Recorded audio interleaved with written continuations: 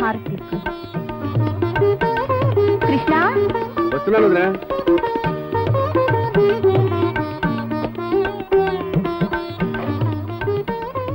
స్నానం చేయలేదా?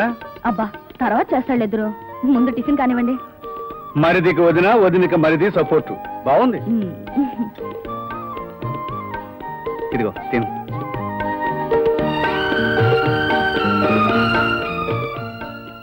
ఏమిటన్నయ్య, నేను ఇంకా చిన్నపిల్లని అనుకుంటున్నావా? అవునయ్యా, నువ్వు మా కంటికి ఎప్పుడు చిన్నవాడిగానే కనిపిస్తుంటావు. అలా అనుకోవడంలోనే మాకు తృప్తి. ఇవాళ కాలేజీకి వెళ్తున్నదా? ఇంకా రెడీ అవ్వలేదే? నీ కోర్టుకి ఆలస్యం అవుతుందని ఇలాగే వచ్చాను అన్నయ్య. నేను పక్కన లేకుండా నువ్వు బ్రేక్ఫాస్ట్ చేయవు కదా కదా వదినా? నేను ఇవాళ కాలేజీకి కాస్త ఆలస్యంగా వెళ్ళినా పర్వాలేదు, కానీ జడ్జి రామచంద్రయ్య గారు 5 నిమిషాలు ఆలస్యంగా బెంచ్ మీదకి వెళ్ళినా కోర్టు అంతా ఆశ్చర్యపోతుంది. You are right. నేనే కాదు, ఎవరైనా సరే టైం మెయింటైన్ చేయాలి.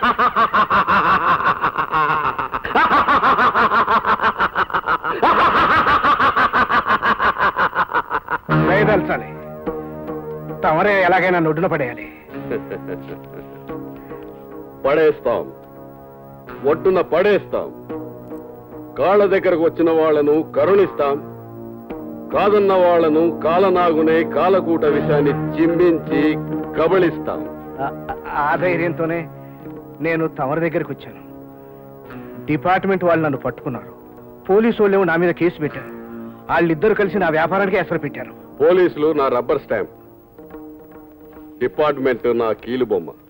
అది సరేనండి బాబు, ఇప్పుడు కేసు కోర్టులో విచారణకు వచ్చింది. జడ్జి గారు తప్ప ఇంకెవ్వరూ ఏమీ చేయలేరు. ఏ జడ్జి? మన ఊరి వాడేనా? ఆ శ్రీరామచంద్రుడేనా? ఈ కాలంలో రాముడు ఎక్కడున్నాడు? పాల ముంచినా నీట ముంచినా మీరే. మేము నిన్ను పాలలోనే ముంచుతాను. ఆ జడ్జి సంగతి తేలుస్తాం. Lovely shot. లా కోర్టులోనే అనుకున్నాను, ఈ కోర్టులో కూడా జడ్జి గారి చేతికి ఎదురులేదు. నేనే. మనిద్దరం ఒక ఊరి వాళ్ళమే కనుకనే మీరు కొట్టిన బంతిని ధైర్యంగా ఆపాను. నాకు తెలుసు లా కోర్టులో మీకు ఎదురులేదని, అందుకే ఈ కోర్టులో నా చేయి అడ్డం పెట్టాను. మీతో మాట్లాడదామని వచ్చాను. ఒక్క నిమిషం. డియర్ ఫ్రెండ్, ఇతను నన్నే కాదు మిమ్మల్ని కూడా డిస్టర్బ్ చేసేట్టున్నాడు. మాట్లాడి పంపించి ఇప్పుడే వచ్చేస్తాను. ఏం మాట్లాడాలి? నా పేరు ఫణిభూషణ్ రావు. సర్పంచ్నే కానీ సమితి ప్రెసిడెంట్ కన్నా, పరిషత్ చైర్మన్ కన్నా మనదే పవర్. రాజకీయాల్లో మన మాటకు తిరిగే లేదు. చుట్టుపక్కల ఎవరికి ఉద్యోగం కావాల్సి వచ్చినా మన దగ్గరికి రావాల్సిందే. ఎవరి ఉద్యోగం తీయించాలన్నా మనం తలుచుకోవాల్సిందే. ఇంతకీ ఏం పని మీద వచ్చారు? మన ఊళ్ళో బంగారాయన ఓ బిజినెస్ మ్యాన్ ఉన్నాడు. పాపం కల్తీ కేసులో పోలీసులు డిపార్ట్మెంట్ వాళ్ళు కలిసి పట్టేశారు, కేసు పెట్టేశారు. ఇప్పుడు ఆ కేసు మీ కోర్టుకు వచ్చింది. మనం ఒక ఊరి వాళ్ళం కదా అని నేను మీ దగ్గరికి వచ్చాను. మీరు కాస్త చూసి చూడనట్లు పోవాలి. యూ పొలిటికల్ బ్యాండిగోస్, ఒక్క క్షణం ఇక్కడ ఉండడానికి వీల్లేదు. వెళ్ళి ఇక్కడి నుంచి. వెళ్తాను, నా పని ముగించుకునే వెళ్తాను. నీ రేటెంతో చెప్పు. చెప్పు, ఏం చేయదలుచుకున్నావు? నీ జవాబేమిటి? ఇది నా జవాబు. రామచంద్రయ్య, ఇప్పుడు నువ్వు కొట్టిన దెబ్బ నా గుండెల్లో గింగిరాలు తిరుగుతుంటుంది. నా చెవుల్లో హోరుమంటూ ప్రతిధ్వనిస్తూనే ఉంటుంది. ఏ క్షణాన ప్రతిధ్వని నన్ను అతలాకుతలం చేస్తుందో ఆ క్షణాన నిన్ను అడ్రస్ లేకుండా చేస్తాను. ఉరుము ఉరిమితే ఊరు మునిగిపోదు. నా జీవితం తెరచిన పుస్తకం. ఏ పేజీ తిరిగేసినా ధర్మం, సత్యం, న్యాయం అనే 3 మాటలే రాసుంటాయి. వాటి జోలికి వెళ్ళకు. బంగారయ్య, నువ్వు బియ్యంలో రాళ్ళు కలిపావా? కలపకపోతే ఎలాగండి? బియ్యం బస్తాలకు ఎలకలు కన్నాలు పెడతాయండి. మరి ఆ కన్నాలు పూడ్చుకోవాలంటే రాళ్ళు కలిపే తీరాలండి. ఆ బియ్యంలో రాళ్ళు కలిపినా జనం ఏరేసుకుని తింటారండి. రాళ్ళు మట్టి పెట్టలు కలపకపోతే ఇళ్లలో ఆడాలకు చేతినిడా పని ఎలా ఉంటుందండి? కల్తీ చేస్తూ నువ్వు పట్టుబడ్డ మాట నిజమేనా? కల్తీ కల్తీ అంటారు. నాకు సరుకులు అమ్మేవాడు ముందుగా కల్తీ చేసే కదండి నాకు అమ్ముతున్నాడు. నేను కొంచెం చాలా కొంచెం మైదా పిండి అందులో కలిపి అమ్ముతున్నానండి. పంటెత్తుకుపోయిన వాడినేమో వదిలేశారు, పరిగేరుకునే వాడినేమో నన్ను పట్టుకున్నారు. ఇది న్యాయం కాదండి. అయినా నాకు అమ్మేవాడు అమ్ముతూనే ఉన్నాడా? నా దగ్గర ఊళ్ళో కొనుక్కునే వాళ్ళు కొనుక్కుంటూనే ఉన్నారా? మధ్యలో పోలీసు వాళ్ళకు మీకు ఎందుకండి? బంగారయ్య, నువ్వెంత తెలివిగా డొంక తిరుగుడుగా మాట్లాడినా నీ సమాధానమే నీ నేరాన్ని రుజువు చేస్తుంది. కల్తీ ఎంత చేశావు, ఎలా చేశావు అన్నది కాదు, కల్తీ చేశావా లేదా అన్నదే ప్రశ్న. టైర్ చెప్పుతో కాదు, బూటు కాలుతో తన్నించుకున్నట్టయింది నా పని. ఈ బంగారయ్య లాంటి పరాన్న బుక్కులు నేటి సమాజానికి పట్టిన చీడ పురుగులు. ఇతనిపై వచ్చిన ఆరోపణలు నిజమైనవని రుజువైనందున ఇతని వ్యాపార లైసెన్స్ శాశ్వతంగా రద్దు చేస్తున్నాను. అంతేకాదు, చేసిన నేరాన్ని కప్పిపుచ్చి తప్పించుకునేందుకు ఫణిభూషణ్ రావు అనే సర్పంచ్ ద్వారా న్యాయమూర్తిని ప్రలోభ పెట్టి భయపెట్టినందుకు భారత శిక్షాస్మృతి ప్రకారం అదనంగా 6,000 రూపాయల జరిమానా లేదా 3 నెలల విడి ఖైదు విధిస్తున్నాను. అయ్య బాబోయ్, నా కొంప నిలువునా కూల్చేశాడు ఆ శ్రీరామచంద్రుడు. నేనట మనుషుల ప్రాణాలతో ఆడుకున్నానట, అందుకని నా దుకాణం కట్టేయాలట. చేసిన తప్పుడు వ్యాపారం చాలక పైగా రికమెండేషన్ తీసుకొస్తావా? అదే మీ రికమెండేషన్ అండి అంటూ 5,000 రూపాయలు జరిమానా కూడా విధించాడు. డబ్బుకు డబ్బు క్షవరమైంది. 10 మందిలో తలెత్తుకోకుండా అవమానం జరిగింది. ఎవరికి చెప్పుకోను? నువ్వు చెప్పుకోవడానికి కనీసం మేమైనా ఉన్నాం, కానీ మాకు జరిగిన అవమానం మేమెవరితో చెప్పుకో.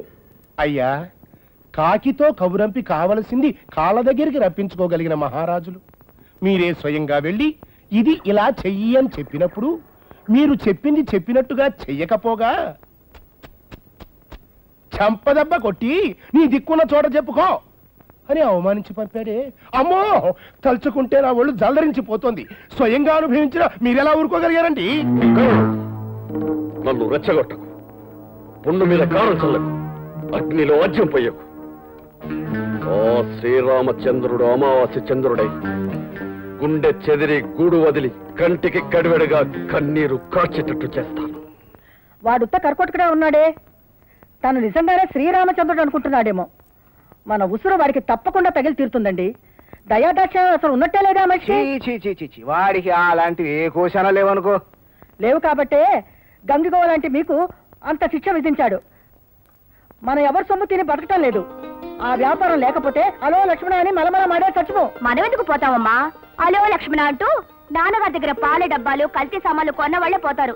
జడ్జి గారు చేసింది తప్పే లేదు, ఆయన కరెక్ట్ గానే చేశారు. ఇదిగా నువ్వు కూతురు రూపంలో ఉన్న శత్రువు అర్థం కావటం లేదు. శత్రువులు ఎప్పుడు మంచి కోరుకోరు నాన్న. మీరు ఏ తప్పు చేయకూడదని, మీ మీద ఏ నిందా పడకూడదని నా కోరిక. ఓసై ఇంటిదానా, అది ఎప్పుడు అలా శాండిల్ చెప్పుతో కొట్టినట్టే మాట్లాడుతుంది ఏమిటే? అది అంతేలేండి, దాని మాటలేం పట్టించుకోకండి. అన్నయ్య ఉత్తరం. ఎక్కడి నుంచి? మిరియాల సరభయ్య, మన ఊరు కరణం. కరణం గారా? ఏం రాశారో చదువు బాబు. పైరు పట్ట మీద ఉన్నప్పుడే పురుగుపడి పంటంతా పాడైపోయింది. అందుచేత ఈ సంవత్సరం 10 బస్తాల గింజలు కూడా రాలేదు. ఆ ధాన్యాన్ని కళ్ళంలోనే అమ్మేసి డబ్బు తీసుకొస్తానని రాశాడు. 25 ఎకరాల పొలం ఉందన్నమాటే గాని ఏ సంవత్సరం ఒక బస్తా ధాన్యం కూడా మన ఇంటికి చేరలేదు. ప్రతి సంవత్సరం ఏదో ఒక కారణం చూపిస్తున్నాడు ఆ కారణం. కృష్ణ, ఆ పొలం అమ్మేసి డబ్బు యాంకిలో వేస్తే పంట మీద వచ్చేదానికంటే వడ్డీగా వచ్చేది ఎక్కువ వస్తుంది. దయచేసి ఆ పని మాత్రం చేయకండి. పంట పొలం మహాలక్ష్మితో సమానం. భూదేవిని నమ్ముకున్నవాడు చెట్టంత పెరుగుతాడు, అమ్ముకున్నవాడు ఆరిపోతాడు అంటారు. మనం ఇక్కడ పొలం అక్కడ ఉంటే ఏం లాభం అన్నయ్య? పొలం కావాలనుకుంటే అది ఎక్కడుంటే మనం అక్కడే ఉండాలి. అదెలా వీలవుతుందిరా? కోర్టు పని మానుకుని పొలం పని చూడమంటావా? నువ్వే చూడాలా ఏమిటి? నేను లేను. అగ్రికల్చర్ BSc పాస్ అయ్యి 6 మాసాలైంది. ఇంట్లో గోళ్ళు గిల్లుకుంటూ కూర్చుంటున్నాను. బోరు కొడుతుంది. నేను వెళ్ళి ఆ పొలం సంగతి చూస్తాను. నువ్వెళ్తావా? ఆ పల్లెటూరు వ్యవహారాలు నీకెందుకులే బాబు. అన్నయ్య వెళ్ళక నేను పట్టించుకోక ఆస్తి ఉండి ప్రయోజనం ఉంది. వెళ్ళడానికి నాకు పర్మిషన్ అన్నయ్య. వెళ్ళరా, నీకు బరువు బాధ్యతలు తెలిసొస్తాయి. నువ్వు చదివిన చదువుకు ప్రయోజనం ఉంటుంది. వస్తాను. Good luck. ఆయన అంటే అన్నారు గాని నువ్వు మాత్రం వెళ్ళకు బాబు. అక్కడ కరణం గారు చూస్తూనే ఉన్నారుగా, మనకెంత ప్రాప్తం అంతే దక్కుతుంది. పండని పొలాన్ని పండించుకోవడంలోనే తృప్తి ఉంది వదినా. అభ్యంతరం పెట్టు, నన్ను వెళ్ళి. దీన్ని పని చేయడం అనరా, ఆడుకోవడం అంటారు. మీ మొహాలు మంట.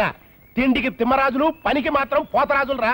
తొందరగా ధాన్యం బస్తాలు ఎక్కించండి. పొద్దుటి నుంచి మోసి కాళ్ళు పోతున్నాయి. అయినా ఇట్ట అరుస్తాడేంటి? అరుస్తాడు. ఈ కరణానికి గొలుసుల లెక్కలు తెలుసు, గొంతు కోయడం తెలుసు.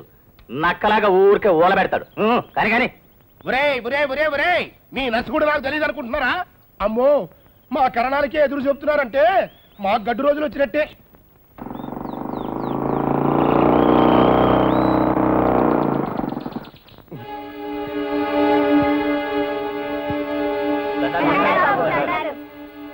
నా కబురు చేస్తే నేనే వచ్చామని కదా. ఇంటి దగ్గర అన్నయ్య గారు, వదిన గారు కులాసాయనా? నా మొహం మండ నిలబెట్టే మాట్లాడుతున్నాను. ముందు ఇంటికి వెళ్దాం పదండి. రండి, మోటార్ సైకిల్ స్టార్ట్ చేయండి. ఏంటి బాబు అలా చూస్తున్నారా? కన్నుల పండుగ ఉన్న ధాన్యలక్ష్మిని చూస్తున్నాను. తల్లి లాంటి ఈ పంట పొలాన్ని చూస్తున్నాను. నవ్వుతో కనిపిస్తున్న మీ శ్రమజీవుల్ని చూస్తున్నాను. ఇక్కడ కాలు పెట్టగానే ఈ నేలకు నాకు ఏదో విడదీయరాని బంధం ఉందనిపిస్తుంది. కర్ణగారు, దగ్గరుని సొంతంగా వ్యవసాయం చేసుకున్నారు కాబట్టి మీ పొలం ఇంత బాగా పండింది. ఇది ఆరి పొలం కాదు బాబు, మీ పొలమే. బాగా? అవును బాబు, ఇది మీ పొలమే. నోరు మీరా వెధవా, ఈ మధ్య నీ నోరు మరీ పెద్దదైపోతుంది. కర్ణగారు, క్రిందటేడు మా పొలంలో కలుపు బలిసిపోయింది కదూ. మీ పొలం అద్దంలా ఉంటుంది బాబు. అట్లాంటి కలుపు మొక్కలు అందులో మొలవు. ముందటేడు మా పొలం తాలు తప్ప పంటే పండలేదన్నారు కదూ. అబ్బే, ఈ ఏడు మా పొలం పొట్ట మీద ఉండగానే పురుగు ముట్టేసి తెగులు పట్టిందన్నారు కదూ. అది కదండి, అది మరి నేను చెప్పేది. నువ్వేం చెప్పక్కర్లేదు. అంత మోసం. నువ్వు చేసిన మోసానికి పండిన ఈ పంటే సాక్ష్యం. ఇవాళ్లతో నీ ఆట కట్టు. మా పొలాన్ని మేమే స్వాధీనం చేసుకుంటున్నాం. స్వాధీనం చేసుకున్నా వ్యవసాయం చేయించలేవు. చేయించను, నేనే చేస్తాను. ఈ 3 ఏళ్లుగా నువ్వు ఇవ్వాల్సిన బాకీ వారం రోజుల్లోగా ఇవ్వకపోతే నీ డొక్క చీల్చి డోలు కడతాను. ఈ పొలంలోనే పాతి పెట్టేస్తాను. అందరూ వినండి, ఈ పొలం మాది. ఈ కరణం ఎన్నాళ్ళ నుంచి మమ్మల్ని మోసం చేస్తున్నాడు. ఇవాళ నుంచి అతనికి ఉద్వాసం చెప్తున్నాను. మీరందరూ సహకరిస్తే నేను ఇక్కడే ఉండి సొంతంగా వ్యవసాయం చూసుకుంటాను.